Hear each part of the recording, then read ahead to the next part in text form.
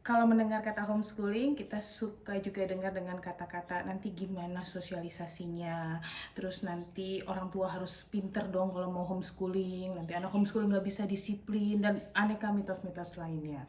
Nah, ini menariknya setelah kita 20 tahun lebih menjalankan homeschooling, kita menyadari bahwa ya mitos-mitos itu tidak sepenuhnya salah.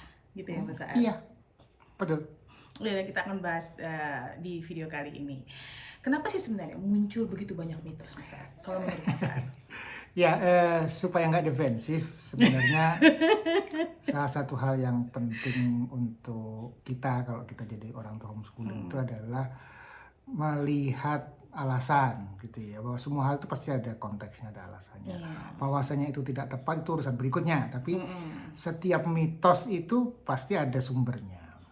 Iya. Ya, kalau pertama, kalau dalam sudut pandang saya gitu, sudut pandangku gitu adalah ya karena ini kan hal baru, dan hal baru itu selalu dianggap dengan curiga Karena nggak kenal. karena nggak Tak kenal. kenal sama kata saya. Ya, jadi masyarakat melihat ini dengan penuh kecurigaan, dan ya Bisa dipahami. bisa dipahami secara sosiologis dan psikologis. Ya, Iya. jadi oke. Jadi Iya. ketika mereka langsung curiga, tidak setuju dan memberikan komentar-komentar negatif, sudut pandang penyebabnya itu. Iya, udah mana misalnya belum terlalu kenal, sekalinya ketemu sama praktisi homeschooling yang mungkin memang jumlahnya juga nggak banyak, terus ketemu sebagian kecil ya padahal gitu ya praktisi homeschooling, dilala Ya, sesuai dengan perkiraan. maka langsung di Langsung generalisasi. ya, langsung ke sana seakan-akan Semua praktisi praktisi homeschooling homeschooling seperti gitu. itu. Jadi misalnya membayangkan, anak homeschooling pasti nggak bisa bergaul, sosialisasinya jelek. Dilala ketemu keluarga homeschooling yang kebetulan memang bukan di situ kekuatannya. Gitu, Ya, atau kan? memang anaknya memang yang tidak, memang agak unik gitu ya, yang memang secara sosial tidak terampil, dan ya gitu ya. Itu ada, iya gitu loh. Itu fakta yang perlu kita terima, tapi problemnya adalah ketika itu digeneralisasi bahwa semua anak homeschooling seperti itu. Nah, Iya. jadi itu hal yang penting. Jadi jangan terlalu defensif lah, gitu ya. Karena memang masih agak defensif. Ya, jadi kemudian yang sering bikin rumit gitu ya, dan kenapa mitos-mitos ini muncul adalah karena banyak orang tua atau banyak anggota masyarakat yang sebenarnya ya cuma berdasarkan pikiran sendiri. Mereka nggak tahu homeschooling itu seperti apa gitu ya. betul, Baik anggota masyarakat maupun pejabat dinas pendidikan pun gitu ya. Sampai tahun ini, Sampai di tahun saat 2026. ini gitu ya, mereka menggunakan pikiran sendiri, homeschooling itu begini begitu dan sebagainya gitu ya. Dan itu yang kemudian memunculkan mitos-mitos yang ya tidak tepat gitu Iya, karena ya, berdasarkan terkait dengan asumsi. berdasarkan asumsi, pikirannya sendiri gitu ya, dan ya sebenarnya nggak gitu homeschooling gitu ya. Iya, benar. Terus ya memang kemudian susah dihindari adalah memang masyarakat kan butuh kepastian. Ini mirip sama yang pertama tadi, bahwa ini barang asing, ini barang baru gitu dicurigai, dan kemudian ketika masyarakat melihat semua hal, masyarakat secara umum itu kan butuh yang pasti-pasti, yang jelas dan sebagainya, sehingga yang berbeda, yang baru ini cenderung ditolak. Iya, bagaimanapun kita kan juga produk sekolah ya. Jadi karena yang diketahui oleh sebagian besar masyarakat itu adalah untuk mendapatkan pengetahuan itu ya pergi ke sekolah formal gitu ya. Jadi ketika kemudian ada anak yang tidak sekolah, tidak menjalani pendidikan formal, itu ya hampir pasti akan banyak sekali mitos yang berkembang di dalamnya. Nah, kita bahas nih. Ya, oke. Yang pertama nih, mitos yang paling sering itu adalah sosialisasi gitu ya. Nanti Bahwa kalau homeschooling anaknya nggak punya teman, nanti nggak punya keterampilan sosial, ya kan? Coba di sini siapa yang ketika mengenal homeschooling pertama kali punya pikiran seperti itu? Nggak apa-apa juga ya, karena itu memang bener sih gitu ya. Itu paling nomor satu gitu. Atau kemudian ketika menjalankan homeschooling, pertanyaan pertama yang paling sering ditanyakan orang, nanti gimana anakmu sosialisasinya gitu. Ya, karena asumsi kita, pikiran kita itu membayangkan anak sekolah kan, bahwa anak-anak itu temanannya banyak, ketemu setiap hari dan sebagainya, dan itu adalah sebuah model interaksi sosial dan sosialisasi yang paling dikenal dan dulu pernah kita jalani ketika kita bersekolah. Sehingga kalau masyarakat bertanya tentang itu wajar. Iya. Nah, yang tidak wajar adalah kalau Anda praktisi homeschooling, Anda bertanya tentang itu, berarti Anda nggak dapat logikanya, gitu ya. Jadi Kalau Anda praktisi homeschooling dan Anda bertanya nanti sosialisasi anakku gimana? Anda belum dapat logikanya. Oke. Ya, walaupun sebenarnya bisa kebayang sih dari mana pertanyaan itu. Karena kan nama juga homeschooling, berarti di rumah. Ada asumsi anak hanya di rumah, jarang ketemu dengan orang lain. Itu berarti gimana sosialisasinya. Jadi ya itu asumsi yang sangat wajar. Nah, realitanya kan nggak seperti itu. Jadi ini perlu dibedah dalam beberapa sudut pandang. Pertama yang keliru apa? Yang keliru pertama adalah terkait dengan sosialisasi ala anak sekolahan, itu adalah sosialisasi yang terbaik. Gitu ya, anak sebaya kumpul bareng setiap hari Banyak. sepanjang tahun gitu ya, banyak gitu. Ya kalau di dunia nyata kan nggak ada yang kayak gitu, gitu ya. Misalkan kita di keluarga kan pasti beda usia. Di tempat kerja. Di tempat kerja, nggak ada tuh tempat kerja yang usia anak seumur. Iya, mana ada bos kita seumur, kolega kita seumur, atau kemudian tim kita semuanya sebaya. Kan Jarang nggak ada banget, hampir di nggak organisasi dan sebagainya. Jadi yang alami itu kan memang sebetulnya lintas usia. Dan kemudian itu satu gitu ya, asumsi yang tidak tepat. Bahwasanya berbeda, iya gitu. Tetapi berbeda itu bukan berarti lebih buruk gitu. Itu hal yang penting untuk jadi kesadaran kita kalau kita mau menjalani homeschooling. Iya, bahkan sebenarnya kalau di dalam kondisi keluarga kami gitu ya teman-teman, anak pertama kami itu kan social butterfly. Itu justru dia itu dengan nggak sekolah formal, dia punya waktu yang cukup banyak untuk bersosialisasi gitu ya. Untuk main. Dan kemudian untuk aktif di komunitas, untuk ikut aneka klub, kegiatan. Ya, jadi itu yang kemudian tergantung sama anaknya. Nah, anak kami yang ketiga memang nggak terlalu suka sosialisasi yang banyak, tidak punya masalah terkait dengan sosialisasi pada umumnya, tapi dia memilih untuk kemudian tidak terlalu banyak temenan, dan itu ya berarti karakter kan ya Mas? Ya, jadi juga ada variabel karakter bahwa ada anak yang butuh punya temenan yang banyak, ada anak yang butuh lingkaran yang kecil, ekstrovert, introvert, dan anak homeschooling bisa dua-duanya, nggak ada masalah gitu. Iya, yang penting apa nih buat orang tua? Nah, yang penting itu PR besarnya adalah kalau Anda memang praktisi homeschooling, ya PR Anda adalah mengasah keterampilan sosial anak-anak. Ya, karena ini tidak otomatis. Ini perlu diasah, dan diasah itu di keluarga. Pada saat bersamaan Anda perlu membangun lingkaran pertemanan untuk anak-anak. Ya, dalam pengalaman keluarga kami, strategi kami yang dulu kami pakai adalah kami sering main. Ya, main ke kegiatan-kegiatan parenting, kegiatan homeschooling di dalam kota, di luar kota, pokoknya sering jalan sehingga anak-anak punya teman yang banyak. Kemudian selain itu ya main di sekitar rumah ya pasti ya. Kemudian yang berikutnya adalah kami buka rumah. Supaya apa? Supaya ada teman yang main. Ya. Kemudian berkegiatan, kita bikin kesepakatan, yuk bikin pramuka yuk gitu ya. Terus akhirnya bikin pramuka. Terus kemudian kegiatan-kegiatan yang lain gitu. Jadi memang ada effort yang perlu kita lakukan. Ini yang membedakan dengan sekolah yang udah diasumsikan anaknya pasti terasa sosialisasinya gitu ya. Jadi itu memang PR-nya teman-teman semua yang menjalankan homeschooling adalah untuk merancang gimana sih bentuk sosialisasi dari anak kita. Dan itu memang perlu dirancang ya Mas Ari. Iya. Nah, yang kedua, bahwa homeschooling itu cuma untuk orang tua pintar. Kan soalnya gini teman-teman. Kalau waktu anak-anak kami homeschooling atau masih kecil-kecil, itu banyak yang bilang, "Iyalah, kamu bisa, orang kamu pintar" gitu. Padahal sih sebenarnya enggak gitu ya. Iya. Kita kan pernah ketemu dengan orang dinas pendidikan, dan kemudian dia yang menyampaikan gitu ya dengan sudut pandang beliau gitu ya bahwa gimana mungkin orang tua homeschooling pegang anak? Kan orang tua homeschooling tidak menguasai seluruh pelajaran. Tidak tersertifikasi. Ya, tidak tersertifikasi. Terus kemudian kan belajarnya, sekolah itu kan belajarnya banyak sekali gitu.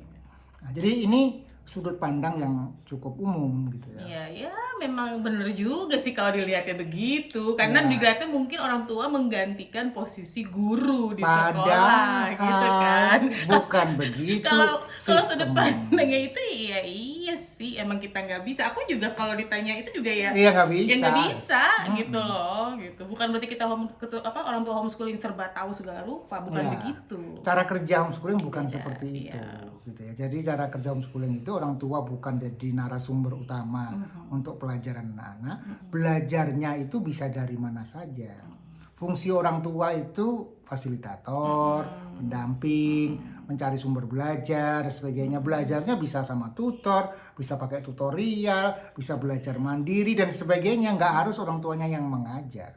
Iya. Nah, jadi tidak butuh pintar dalam artian sudah punya pengetahuan yang banyak untuk semua pelajaran dan semua materi, tetapi harus orang tua yang senang belajar. Nah, ya itu jadi salah satu syarat utama buat teman-teman yang mau menjalankan homeschooling. Teman-teman harus mau belajar.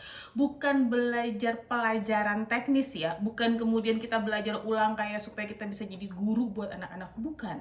Tapi apa yang kita pelajari itu lebih ke tentang parenting gitu kan, lebih tentang Ya. manajemen waktu, hal-hal yang membantu kita menjadi fasilitator yang baik buat anak di dalam proses homeschooling gitu. Jadi kalau kita ingin berfungsi baik sebagai pemimpin dan pendamping anak-anak, berarti kan kita perlu belajar. Iya. Gitu. Nah, sama satu lagi kalau buat aku gitu ya, hal yang penting itu adalah orang tua harus menguasai basic literasi dan numerasi. Ya, itu walaupun sebenarnya mungkin sebagian bisa diajarkan oleh orang lain, tetapi itu jauh lebih efektif kalau orang tuanya punya basic literasi dan numerasi. Iya, Jadi nggak betul-betul kosong gitu. Itu penting gitu ya. Kalau Anda merasa aku nggak ngerti baca dan ngerti sebagainya, aku nggak, kemudian matematika aku jelek sekali dan sebagainya, agak berat sih memang gitu ya. Dan kalau menurut saya orang tua perlu gitu ya punya kesadaran itu bahwa selain belajar terkait dengan menjadi pemimpin proses anak-anak, orang tua sendiri perlu menguasai supaya bisa berdiskusi bersama dengan anak, membimbing anak-anak dengan lebih efektif. Iya benar. Jadi sekali lagi teman-teman, dan itu semua kita jalani biasanya sambil jalan ya Mas. Bukan berarti di depan kita harus tahu semua terus baru bisa homeschooling. Ya juga bukan begitu sih. Ya, Gitu yang penting Anda mau belajar, mau Iya. kerja keras. Betul, betul. Oke, mitos yang selanjutnya itu biasanya anak homeschooling itu tidak disiplin. Nah, siapa yang merasa demikian? Ya, ya kadang-kadang ada orang ketemu gitu, oh anaknya nggak bisa diatur gitu, oh anaknya terus suka-suka gitu ya. Padahal aku sekolah dan selalu dibilang nggak bisa diatur loh Mas. Emang dasarnya dari sana gitu. Soalnya aku produk sekolah, tapi dari aku kecil tuh semua bilang Lala itu nggak bisa diatur. Jadi sebenarnya kalau ngomongin nggak bisa diatur, mah sekolah nggak sekolah sama aja. Tapi faktor disiplin ini memang sering banget ya kemudian menjadi asumsi dan anggapan. Mungkin karena dianggap tidak ada jam yang jelas, tidak ada jadwal yang jelas. Sampai kadang-kadang tuh aku bingung, yang dimaksud disiplin tuh apa ya gitu. Ya, jadi orang sering membayangkan disiplin itu kayak jam kantor gitu ya. Jam 7 ngerjain ini, jam 8 ngerjain ini, jam 9, jam 10. Terus semuanya sifatnya eksternal gitu ya. Padahal kalau kita lihat di dunia orang dewasa, bentuk-bentuk disiplinnya kan beragam. Iya. Kan disiplin itu bukan berarti jadi tentara sama polisi. Bukan berarti menjadi pegawai pabrik, bukan menjadi pegawai kantoran. Kan ada penulis. Penulis harus disiplin. Disiplin timeline. Disiplinnya gimana? Kan gitu ya. Menjadi penyanyi, kemudian menjadi pengusaha, semuanya kan butuh disiplin. Tetapi kan bentuk disiplinnya berbeda dan beragam. Jadi itu kesadaran yang penting bahwa homeschooling itu bukan berarti suka-suka. Oke, anak bisa kemudian tidak disiplin kalau memang orang tuanya membiarkan suka-suka gitu ya. Tapi kan sebenarnya yang terjadi adalah sebagian orang tua yang memilih homeschooling itu kan ingin anaknya baik dan pasti tidak ingin anaknya menjadi suka-suka. Nah, jadi PR besarnya juga kalau mau direfleksikan untuk orang tua homeschooling ya gitu ya. Ketika Anda memilih homeschooling bukan berarti membiarkan anak suka-suka. Iya, betul. Iya, karena kalau nggak usah ke anak ya, misalnya ke aku sendiri ya Mas, tadi dibilang kemudian Lala tidak bisa diatur gitu ya. Tapi itu aku akui, tapi aku mungkin memang sulit diatur, tapi aku nggak suka-suka. Maksudnya aku taat timeline, aku bisa ngikutin aturan main gitu loh dalam arti. Jadi, tapi memang aku menyukai fleksibilitas dan sebenarnya mungkin ya di homeschool itu memang kekuatannya adalah fleksibilitas. Jadi buat teman-teman praktisi homeschooling jangan rancu antara fleksibel sama suka-suka. Karena being fleksibel itu bukan berarti suka-suka ya Mas. Iya, jadi misalkan dalam proses kami bersama dengan anak-anak, Tata itu anak kami yang kedua, itu kan suka gambar. Dan prosesnya butuh kreativitas dan sebagainya. Dia punya jadwal yang fleksibel. Pengaturan waktunya bisa seakan sepertinya suka-suka. Ya, gitu ya. Tapi tetapi tidak. Ya, dia ada rencana output, dia harus deliver dan kami temani mana sudah sampai mana, gimana perkembangannya dan sebagainya. Ketika di jenjang SMA dulu gitu ya, dia bikin project namanya Kreasita. Itu bikin website kelas online untuk belajar menggambar untuk anak-anak kecil gitu ya. Itu dia bikin silabus, dia bikin video tutorial banyak sekali dan semuanya itu ada target, ada rencana dan sebagainya. Jadi bukan berarti walaupun dia seniman terus kemudian berarti kemudian dia suka-suka dan seenaknya enggak gitu ya. Nah, dan itu perlu dilatih. Jadi bukan berarti kemudian anak aku nggak suka, nggak mau, nggak bisa, gitu ya. Jadi kalau di dalam sudut pandang kami selalu ngobrol bersama dengan anak-anak. Kalian memang tidak bersekolah, tetapi bukan berarti kalian boleh suka-suka. Karena kalau kalian suka-suka, itu akan merugikan hidup kalian sendiri. Jadi itu jadi obrolan bersama dengan anak-anak. Gitu ya. Jadi jangan khawatir bapak-bapak, ibu-ibu yang kemudian mungkin bingung nih anak homeschooling gimana nanti bisa taat aturan nggak? Oh, taat aturan Pak. Betul deh, kami taat aturan, wahai bapak-bapak dan ibu-ibu sekalian gitu. Bahwasanya kami pengen fleksibel, iya, tapi bisa diatur kok. Jangan khawatir. Yang berikutnya yang jadi mitos dan ini sudah ini mah mitos mah, aku mah nggak terima kok ada yang bilang bahwa homeschooling nggak bisa masuk universitas karena setelah 20 tahun menjalankan homeschooling, 2 dari anak kami masuk universitas negeri dan anak temen-temen yang kita kenal dari umur 5 tahun yang sekarang udah pada kuliah itu banyak, mau dalam negeri, luar negeri, nggak masalah. Ya, jadi nggak ada isu terkait dengan kuliah, tapi isunya adalah kapasitas, ya. Nah, ini Anda pengen anaknya kuliah, tapi Anda suka-suka anaknya nggak disiapkan, ya nggak bisa masuk, bukan karena nggak bisa sistemnya, bukan karena homeschoolingnya, tapi anaknya nggak siap. Terus kemudian Anda suka-suka nggak mau ikutin sistem, ya nggak bisa juga. Itu juga penting teman-teman. Gitu ya. Jadi misalnya kalau mau syaratnya kuliah itu harus punya ijazah paket. Kalau di Indonesia ya. Di Indonesia ya, paket A, paket B, paket C. Anda mau anaknya kuliah tapi Anda nggak mau punya ijazah ya nggak bisa. Gitu. Anak saya hebat dan sebagainya. Sistem di Indonesia saat ini belum memungkinkan untuk itu. Iya, jadi kalau memang mau kuliah ya disiapkan anaknya, daftar PKBM, punya ijazah paket A, paket B, paket C, dan begitu punya ijazah paket C, anak bisa daftar untuk seleksi masuk ke perguruan tinggi negeri maupun swasta. Ya, walaupun gitu ya, teman-teman mungkin berpikir, nanti anak mau kuliah di luar negeri.